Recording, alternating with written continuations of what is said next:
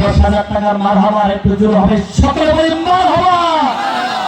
আমার প্রিয় নেতৃত্ব, আমার প্রিয় ভাই, যিনি আমি গত কয়েক বছর যাবত দেখছি সব ইসলামিক সম্মেলন, ইসলামিক কার্যক্রমে যিনি অত্যন্ত দানবীর সাথে, যিনি অত্যন্ত খোলা দিলের মাধ্যমে দান করে থাকেন, আমাদের আবুল কালাম আজাদ মেম্বার সাহেব 10,000 টাকা ঈদগাহ মাঠের জন্য কালেকশন দিয়েছে। সবাই বলি মারহাবা। নারায়ে তাকবীর, নারায়ে তাকবীর।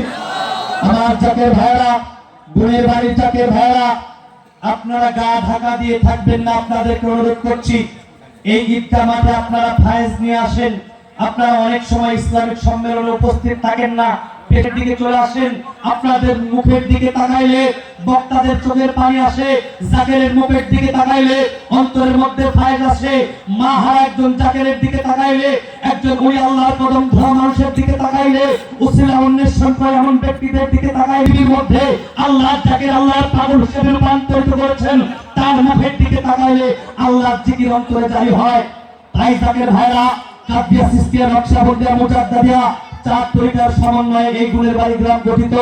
এই সমস্ত জাকের ভাইদেরকে মঞ্চের সামনে কেউ বাকি থাকবেন না, আমি সবাইকেই চিনি, সবার মুখে আমি চিনি।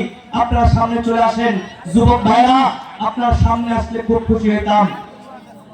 এখন আমি আপনার জ্ঞাপনে হ্যান্ডবেলে প্রকাশিত একজন বক্তা আমাকে দেওয়া হয়েছে, 3য় নাম্বার বক্তা আমাকে দেওয়া হলো। 2জন বক্তা নিয়ে কথা বলছি, আমার কথা হয়তো আপনার বক্তা চলে আসবে।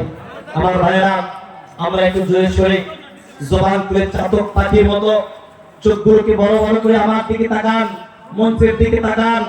আপন আপন স্তরের 2 আঙ্গুল নিচে লতিফায়ে কালব নামের একটা জায়গা আছে, এই জায়গায় তাকান। আপনি অন্য খেয়ালে থাকতে পারেন। فَلْيَلْتَمِسُ فِيهِمْ عِلْمًا سَهَّلَ اللَّهُ لَهُ بِهِ طَرِيقًا إِلَى الْجَنَّةِ।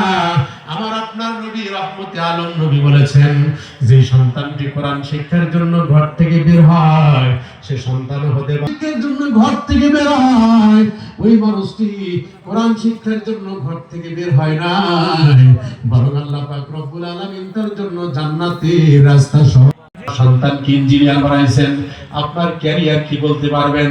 আপনার সন্তান যদি ঘুষখোর হয়, আপনার সন্তান যদি ঈমানওয়ালা না হয়, নামাজিওয়ালা না হয়, ঈমানওয়ালা না হয়, তাহলে ওই সন্তানের ক্যারিয়ার হলো সরাসরি জাহান।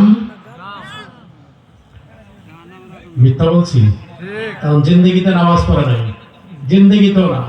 আমাদের দেশে আপনারা বৃদ্ধাশ্রমে গিয়ে দেখবেন কোন আলেমের বাবা বৃদ্ধাশ্রমে নাই, কোন গরিবের বাবা বৃদ্ধাশ্রমে নাই, কোন রিকশাওয়ালার বাবা বৃদ্ধাশ্রমে নাই। আছে?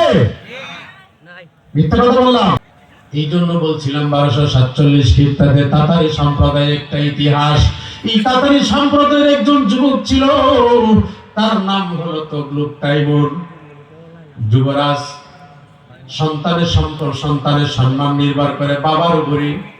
বাবা যদি ভালো মানের মানুষ হয়, বাবা যদি নেতা হয়, বাবা যদি টাকাওয়ালা হয়, তার সন্তান যদি প্রতিবন্ধী।